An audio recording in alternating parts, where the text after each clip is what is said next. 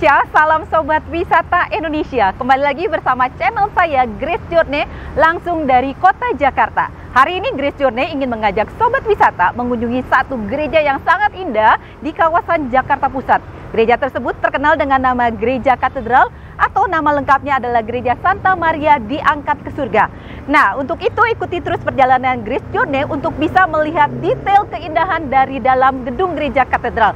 Tapi sebelumnya jangan lupa untuk terus melakukan subscribe, like, komen, dan bagikan dari channel YouTube ini supaya Grace Journey dapat terus berkarya membagikan tempat-tempat indah dan tempat-tempat bersejarah di Indonesia.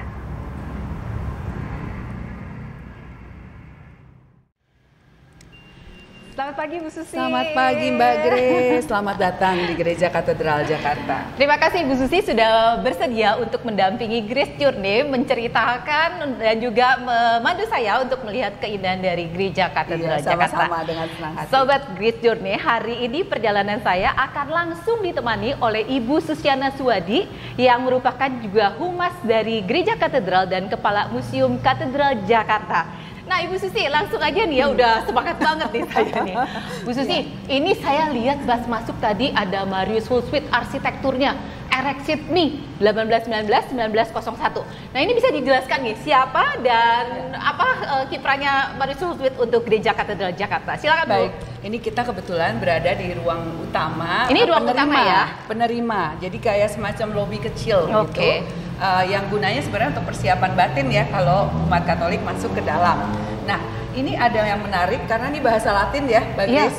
Ini jadi seputar ini ada penjelasan beberapa itu bahasa Latin dan Marius Hulswit. Orang mengira bahwa ada tulisnya arsitektus ya. Arsitektus, jadi yang artinya arsitek kan. Nah, tapi sebenarnya ini ada cerita singkatnya. Jadi arsitek yang sebenarnya adalah seorang pastor yang dulu bertugas ini, namanya Pastor Antonius Dijkman. Oh iya, terkenal dengan Dijkman itu ya, begitu. Itu ya. Jadi kan arsitektur utamanya adalah beliau. Betul. Kemudian kenapa jadi ada Marius Hulswit nih? Karena ini sebenarnya ada dua kali nih pembangunan. Jadi di 1890 saat dulu nih belum ada, tapi ada bangunan kolonial yang bekas Jenderal de Kock, presidennya, itu kan menjadi katedral yang pertama di sini. Katedral pertama. Nah, itu rubuh. Nah, saat itu Pastor Antonius Dijkman itu bertugas di sini dan beliau ternyata selain pastor, beliau adalah arsitek. Yang belajar dengan dua arsitek yang sangat-sangat terkenal. Satu Kuipers dari Belanda yang banyak karyanya juga di kita. Kemudian yang kedua beliau belajar dengan firma di Perancis yang namanya Viollet le Duc. Nah itu dia, jadi beliau arsitek beneran gitu, tapi pastor. Nah beliaulah yang mendesain di 1890 saat rubuh gereja katedral yang pertama atapnya. Nah langsung mendesain. Kemudian karena beliau tahu di sini dengan bahaya gempanya, nah uniknya adalah ya karyanya seperti ini sekarang dengan pencegahan bahaya gempa. Nah, 1890 langsung diberi 3 juta bata waktu itu, lalu langsung dibangun. Nah sayangnya ternyata dananya tidak cukup sehingga terhenti setelah 7 bulan dimulai. Nah setelah itu kan terhenti, Pastor Antonius Dijkman kembali ke Belanda. Ya, menurut referensi yang saya baca, Pastor Antonius Dijkman itu kembali ke Belanda karena sakit juga ya Bu? Dan setelah itu di sana sakit. Oh, di sana sakit. Dan tidak bisa kembali saat di sini sudah memiliki dana karena dicarikan di Belanda. Nah, kemudian saat mau memulai kembali itu di tahun 1899. Nah, beliau sudah sakit dari sejak 1893-an. Sehingga tidak bisa kembali ke sini. Nah, ada namanya Marius Hulswit yang beliau memang juga arsitek. Nah, beliaulah yang istilahnya mendampingi pembangunan dengan desain tetap dari Pastor Antonius Dijkman. Nah, jadi 1899 sampai 1901 sampai selesai itu didampingi oleh Marius Hulswit. Jadi ceritanya begitu ya. Sobat Wisata Indonesia, semoga penjelasan ini menjadi sangat jelas bahwa arsitektur sesungguhnya dari Gereja Katedral Jakarta ini adalah Pastor Antonius Dijkman. Tapi karena ada satu dan lain hal sehingga dia tidak bisa melanjutkan, kemudian dilanjutkan oleh seorang Marius Hulswit. Dan ini juga nisannya ada di Museum Taman Prasasti Jakarta ya Bu ya. Menarik sekali. Ikuti terus perjalanan Grace Journey langsung dari Gereja Katedral Jakarta untuk melihat sudut-sudut keindahan lainnya.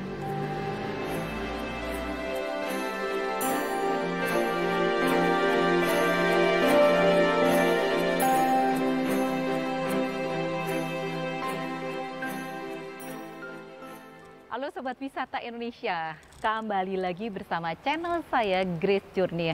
Saya sudah berada di dalam bagian gedung Gereja Katedral Jakarta yang sangat indah banget ya, terpesona saya gitu. Luar biasa banget Ibu Susi nih untuk arsitekturnya, ornamen-ornamennya semua luar biasa banget. Nah Bu, bisa diceritakan nih gedung ini nih bagian-bagian yang sangat menarik terus yang juga mungkin bisa dijadikan informasi yang bermanfaat bagi Sobat Wisata Indonesia. Baik. Silakan Bu. Ya.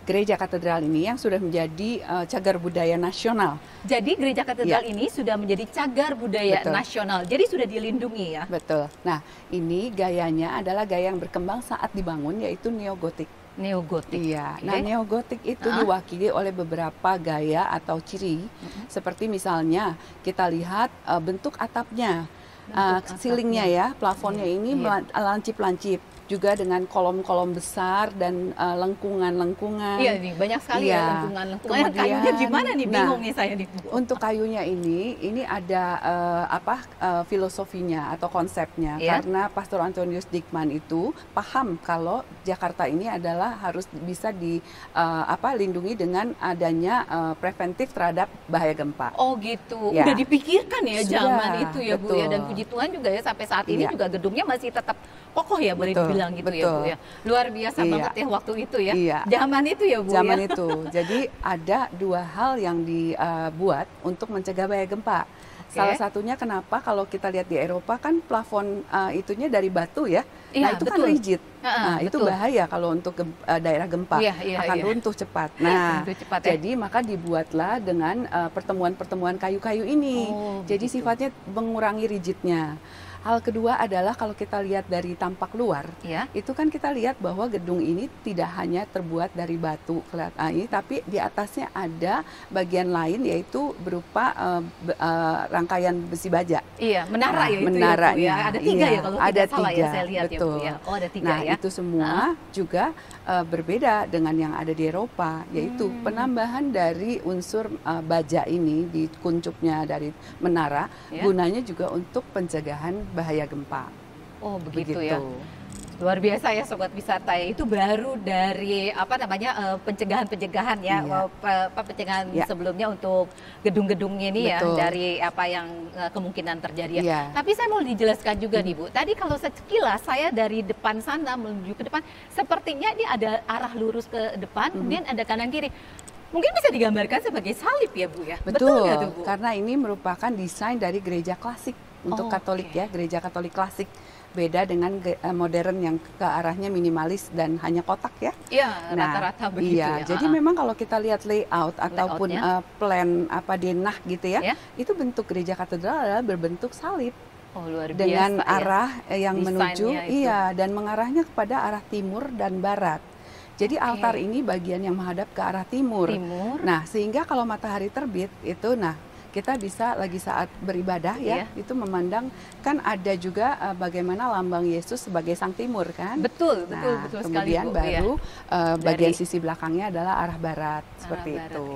Wah luar biasa ya falsafah dari bentuk gedung gerejanya aja ya saat itu ya Bu ya. Aduh semakin menarik lagi nih Bu. Ayo dong tunjukin lagi Bu tempat-tempat yang unik dari gereja katedral ini ya. Mari. Jangan lupa sahabat Grace Journey tetap terus bersama saya untuk bisa terus menikmati keindahan dari gedung Gereja Katedral Jakarta. Ikuti terus perjalanan saya hari ini, tapi jangan lupa tetap terus melakukan subscribe, like, komen, dan bagikan supaya Grace Journey bisa tetap terus berkarya untuk Indonesia, menyebarkan tempat-tempat indah di Indonesia dan juga tempat-tempat bersejarah. Ikuti terus perjalanan Grace Journey hari ini langsung dari Gereja Katedral Jakarta. Mari kita lihat. Sesuatu kan di sini yang menarik. Oh iya. Aku di sini ya. Waduh. Makin menarik nih ya Bu Susi nih ya. Nah ini tolong dong Bu, ini bisa diceritakan ini apa sih, ini bentuknya tuh seperti kerang ya. Sobat Wisata Indonesia, ini ada satu tempat yang sangat menarik, pasti ada ceritanya dan apa fungsinya. Bisa dijelaskan oleh Ibu Susi, silakan Bu. Ya, ini adalah mimbar khotbah.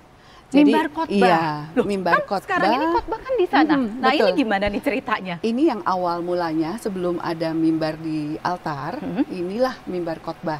Jadi pada masanya itu masih tetap digunakan ya betul. Gitu ya? Atau bahkan mungkin sekarang masih digunakan? Kalau sekarang hanya setahun sekali saat lagi Minggu Palma. Nah, apa nih keunikannya nih? Sobat wisata penasaran ya gitu ya. Ini apa nih keunikannya nih, Bu? Saat itu kan belum ada listrik, Mbak Grace. Di 1901 ya, saat 1901 belum ada listrik ya. Ini tuh diresmikannya. Yang menarik adalah Hari Kartini. Jadi mudah kan diingat. Gitu ya. 21 April 1901. Nah, saat itu belum ada listrik, maka inilah mimbar khotbah yang sangat berperan karena untuk bicara, memberikan homili atau khotbah itu harus terdengar ke seluruh sudut gereja yang luasnya ini bisa diisi 800 orang. Nah, Romo tinggal naik dan berdiri di situ dan kita melihat ada sebuah lengkungan ya. Nah, lengkungan inilah berperan aktif sebagai reflektor suara. Oh, iya. Ada ini yang memantulkan luar biasa ya. Suara Romo supaya bisa terdengar sampai ke belakang, sampai ke samping ujung sana gitu. Gitu ya. Aduh, jadi penasaran ya gitu ya. Setahun sekali ya masih digunakan gitu. 1 tahun sekarang ya masih tetap digunakan Minggu Palma. Dalam Minggu Palma Romo gitu ya. berdiri di sini ya untuk memberikan khotbah. Ya. Nah, Sobat Wisata Indonesia, menjadi makin menarik perjalanan kita mengelilingi, melihat sudut-sudut unik dan sudut-sudut keindahan dari Gedung Gereja Katedral Jakarta. Ikuti terus perjalanan Grace Journey langsung dari Gedung Gereja Katedral Jakarta bersama Ibu Susi sebagai Humas dari Gereja Katedral dan juga Kepala Museum Gereja Katedral Jakarta. Mari, sekarang kita ke depan. Nah, Mbak Grace, kita ada di sudut yang lain, yaitu di mana kita berada dekat beberapa patung Bunda Maria. Nah, ini saya menarik banget.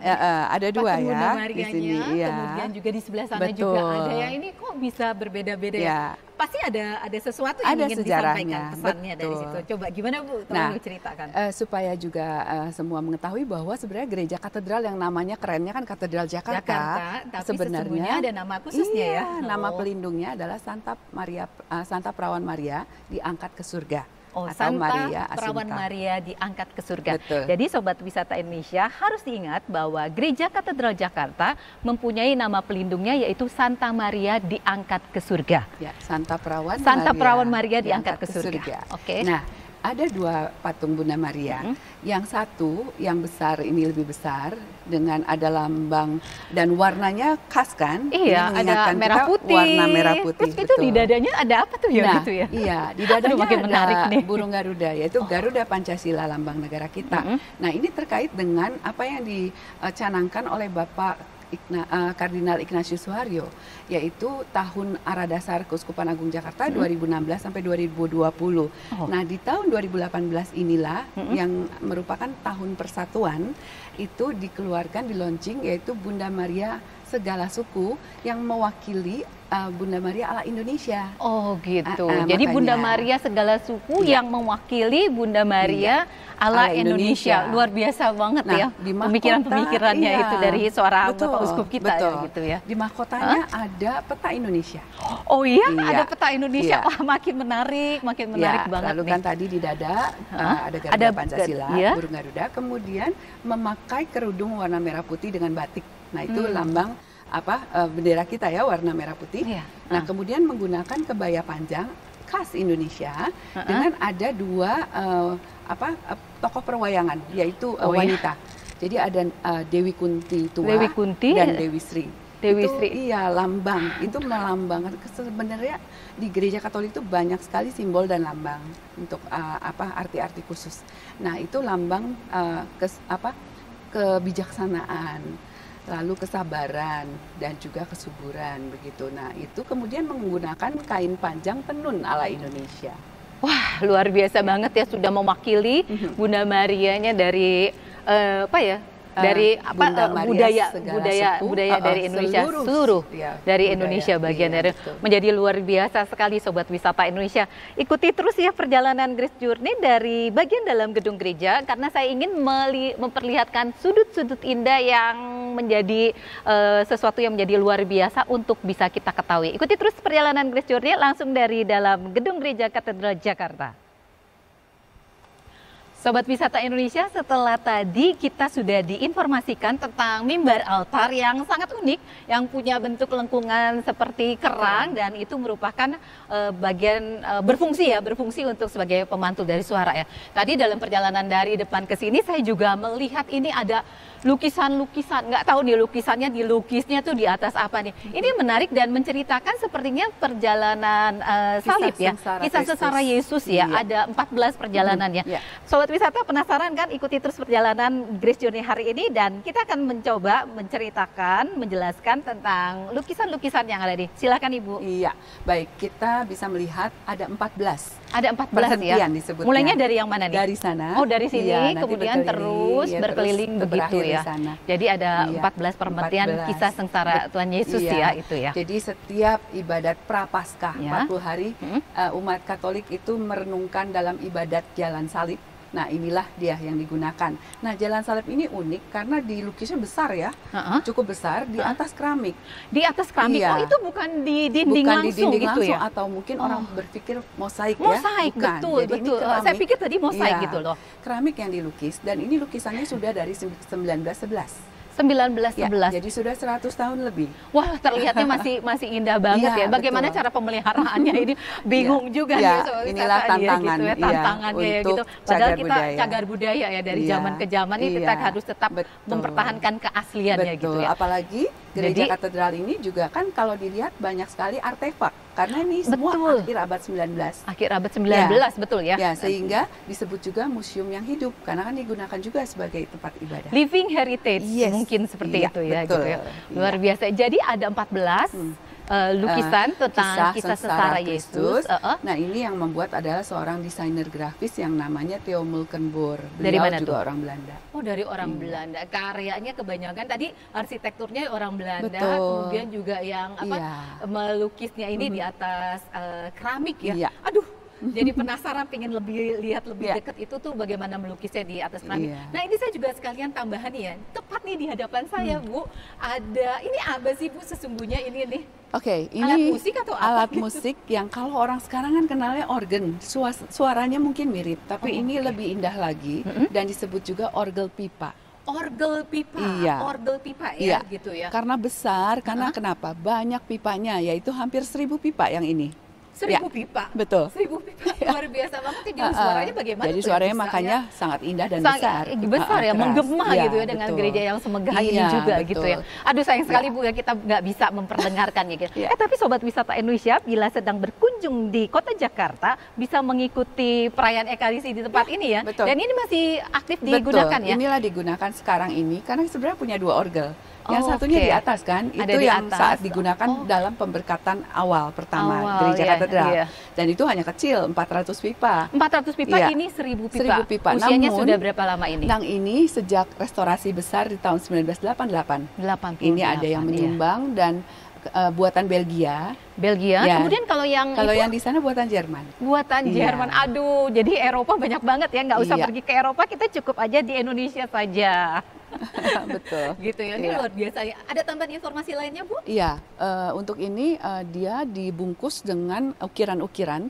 Jadi ukirannya itu bergaya gotik. Ya, neogotik juga, jadi nyambung, satu nada ya, satu nafas. Nah, itu berasal dari Belanda lagi. Di sebuah desa kecil yang namanya desa AMB, itu ada gereja Yesuit yang sangat tua. Nah, itulah ukiran-ukirannya itu diambil dari sana dan dipasang ke sini. Ukiran diambil dari biara Yesuit itu langsung dipasang di sini. Di sini untuk orgel ini. Benar-benar penuh dengan sejarah ya gitu ya. Dan memang semuanya asli gitu ya, yang menyimpan cerita sejarah ya. Semakin menarik perjalanan kita mengunjungi bagian dalam, menyusuri tempat-tempat yang indah dari bagian-bagian dari gereja katedral ini. Nah, ikuti terus perjalanan Grace Journey masih dari dalam gedung gereja katedral Jakarta.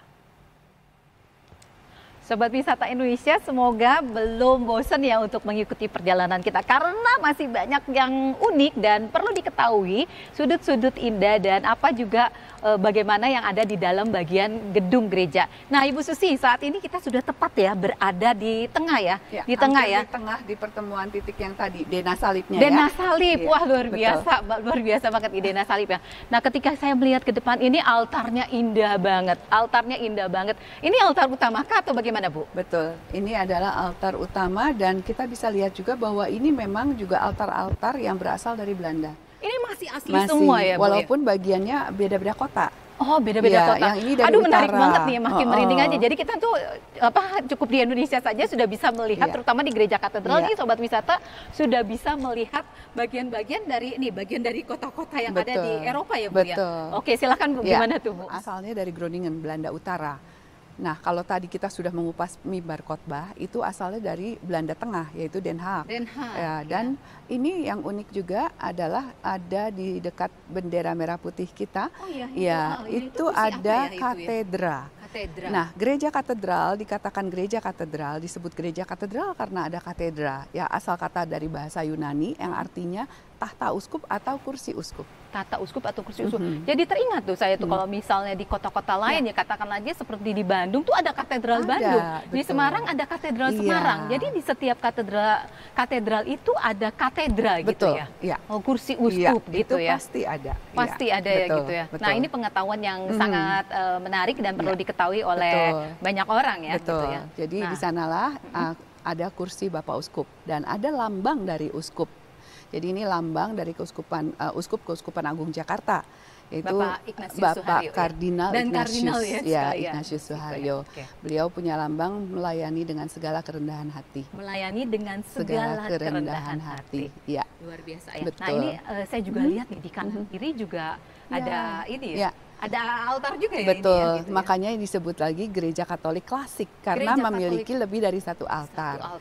Altar utama, altar Maria, dan altar Yosef. Nah, masing-masing dengan namanya pasti mengisahkan tentang nama itu. Altar Maria banyak berkisah tentang kehidupan Bunda Maria sampai diangkat ke surga dan dimahkotai di surga dalam bentuk relief-relief.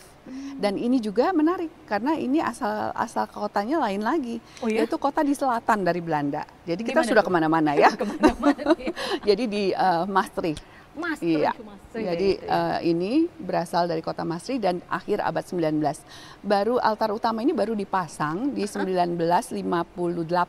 1958. Ya, sebelumnya 1957 sudah sampai di sini dari Belanda. Namun ya itu baru dipasang tahun 1958. Jadi kalau yang altar Maria dan altar Yosef sudah dahuluan. Jadi lebih dahulu di 1912 sudah tiba di sini. Oh, luar biasa ya, dan menjadi merinding saya nih ya karena semuanya masih sangat indah. Betul. Dan banyak relief ya yang sangat indah. Dengan baik gitu ya. Betul. Speechless, saya nggak bisa ngomong banyak tentang apa yang ada di dalam gedung gereja katedral ini. Dan yang terutama ini yang harus kita hargai ini adalah living heritage ya. Semua orang masih gitu. Oh ya Bu, selipkan juga nih Bu, gimana sih caranya supaya kita bisa berkunjung secara khusus ke dalam melihat keindahan gedung gereja katedral ini, dan juga ada museumnya ya Bu. Betul. Ya. Gitu ya. Jangan diceritakan tentang museumnya juga, nanti kita akan ada liputannya secara khusus. Sobat wisata tetap harus mengikuti perjalanan Grace Journey. Tadi bagaimana Bu caranya untuk bisa berkunjung ke dalam gereja ini? Semua orang, karena ini sudah menjadi cagar budaya nasional, siapapun boleh datang dan juga masuk ke dalam gereja katedral walaupun ada batasan Mbak Grace. Jadi di area dekat pintu utama masuk sedikit, lalu dekat area yang ada patung Pieta, pasti ada tujuannya ya, ada batasannya, ada tujuannya untuk menjaga ya. Betul. Menjaga jadi kehusukan juga karena ini kan gitu masih digunakan untuk ibadah. Jadi ada batas area turis. Dan turis pun saya ingatkan untuk pakainya mohon bisa memakai pakaian yang cukup sopan ya, karena kita yang sangat sopan istilahnya. Yang sangat sopan karena kita ini masih dalam tempat ibadah. Tempat ibadah, begitu ya. Jadi intinya gedung gereja katedral ini terbuka untuk bagi siapa saja yang ingin mengunjunginya ya. Tetapi jangan lupa sobat wisata untuk memperhatikan etika-etika yang harus kita gunakan, kita pakai, misalnya pakaian-pakaian yang sopan, karena biar bagaimanapun juga selain benda cagar budaya, ini juga masih digunakan sebagai tempat beribadah. Iya. Nah, masih ada banyak tempat lagi sudut-sudut indah yang kita akan kunjungi di dalam gedung Gereja Katedral ini. Ikuti terus perjalanan Grace Journey hari ini.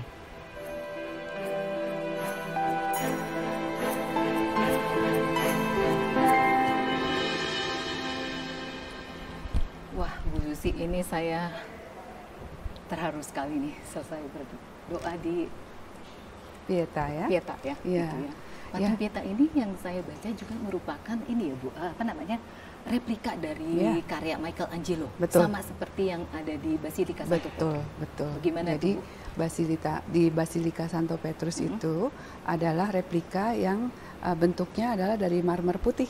Oh iya, ya, kalau ini kan diwarnai ya. Iya. Nah, oh ini diwarnai ya, ya. jadi kan warna berwarna sesuai gitu ya dengan ini. Nah, sudut ini merupakan sudut favorit bagi umat untuk berdoa karena memang banyak kesaksian bahwa doa-doa terjawab.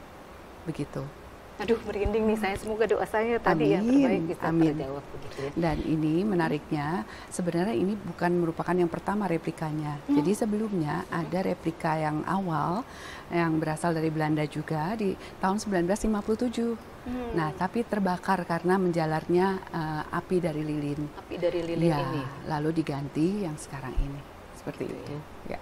Jadi ini memang satu replika dari mahakarya seorang Michelangelo. Betul, ya, patung Pieta. Dan yang menjadi menariknya juga di tempat ini juga banyak doa-doa yang terkabul. Iya, betul, ya. betul. Menjadi luar biasa ya Bu ya. Semoga apa yang kita daraskan di tempat ini bisa menjadi doa terbaik dan dikabulkan oleh Tuhan Yesus. Amin. Ya. Terima kasih Bu, penjelasannya bikin saya merinding. Sama-sama Mbak Grace. Sobat Wisata Indonesia, akhirnya Grace Journey harus mengakhiri perjalanan kita untuk mengelilingi, melihat sudut-sudut keindahan dan juga cerita sejarah dari Gedung Gereja Katedral Jakarta ini. Pada kesempatan ini saya juga ingin mengucapkan terima kasih kepada Ibu Susi yang sudah menemani saya dan memberikan penjelasan yang sangat jelas dan luar biasa, singkat, jelas, padat, dan menarik. Terima kasih Bu Susi. Mungkin ada himbauannya untuk yang sekali lagi menekankan untuk mungkin ada untuk yang komunitas-komunitas yang ingin berkunjung ya ke tempat ini ya Bu. Silakan Bu. Ya, terima kasih juga ya Mbak Grace udah berkunjung ke Gereja Katedral Jakarta. Yang sangat indah ini dan masih living heritage luar biasa. Betul. Dan untuk teman-teman semua sahabat Indonesia ya, itu silakan kapanpun Anda bisa mampir, dan juga untuk komunitas-komunitas heritage ataupun komunitas lintas agama, terbuka sekali kesempatan dengan mengajukan justru pengantar surat begitu ya, ingin berkunjung dan berdiskusi kadang-kadang gitu ya tentang berdiskusi lewat surat ya Bu ya, supaya bisa diberikan kesempatan yang secara khusus begitu ya Bu ya, tentang gitu ya. Terkait toleransi karena kita berdampingan dengan Masjid Istiqlal. Ya, betul. Itu saja Bu. Ya, dan salam untuk semakin mengasihi dan juga semakin cinta Indonesia. Semakin cinta Indonesia. Terima kasih Sobat Grace Journey.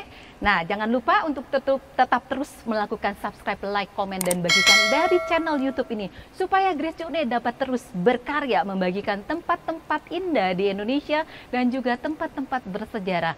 Salam Indonesia. Dadah.